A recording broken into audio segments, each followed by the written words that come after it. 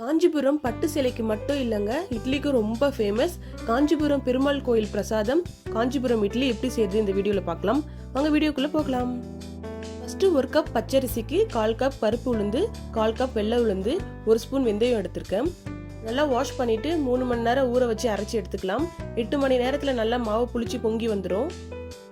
Next 1 spoon கருப்பு மிளகு, ஜீரகம், ஒரு சின்ன பீஸ் சுக்கு எடுத்துக்கோங்க. நல்லா பவுடர் பண்ணிவிட்டு அதில் ஆட் பண்ணிக்கலாம். நெக்ஸ்ட் அதில் 1 ஸ்பூன் சால்ட் ஆட் பண்ணிக்கோங்க. 1 ஸ்பூன் நல்லெண்ணெய் இல்லைனா கடலெண்ணெய் ஆட் பண்ணிக்கோங்க. பொடி பொடியாக கட் பண்ணி வச்ச கருவேப்பிலையை ஆட் பண்ணி மிக்ஸ் பண்ணிக்கோங்க. நல்லா பெருங்காயத்தூள் ஆட் பண்ணிக்கோங்க. இந்த இட்லியோட முக்கியமான விஷயமே மாவு நைஸாக அரைக்கக்கூடாது, கொரகொரப்பாக அரைச்சிக்கோங்க.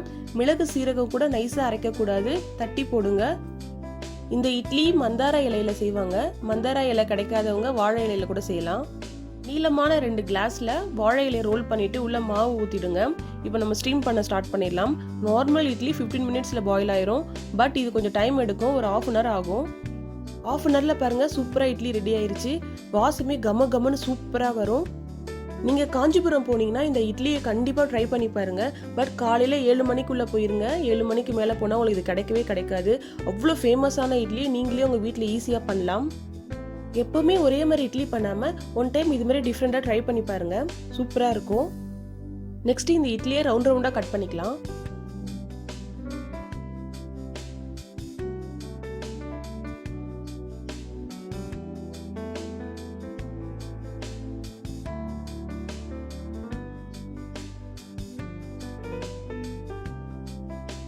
அவ்வளோதான், சூப்பரான காஞ்சிபுரம் இட்லி ரெடி ஆயிடுச்சு.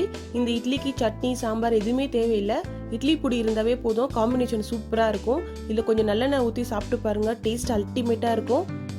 இந்த காஞ்சிபுரம் இட்லி நீங்களும் உங்கள் வீட்டில் ட்ரை பண்ணி பாருங்கள். ட்ரை பண்ணிவிட்டு எப்படி இருந்துச்சுன்னு எனக்கு கமெண்ட் பண்ணுங்கள். இது மாதிரி டிஃப்ரெண்ட்டான ரெசிபிக்கு என்னோட சேனலை ஃபாலோ பண்ணுங்கள்.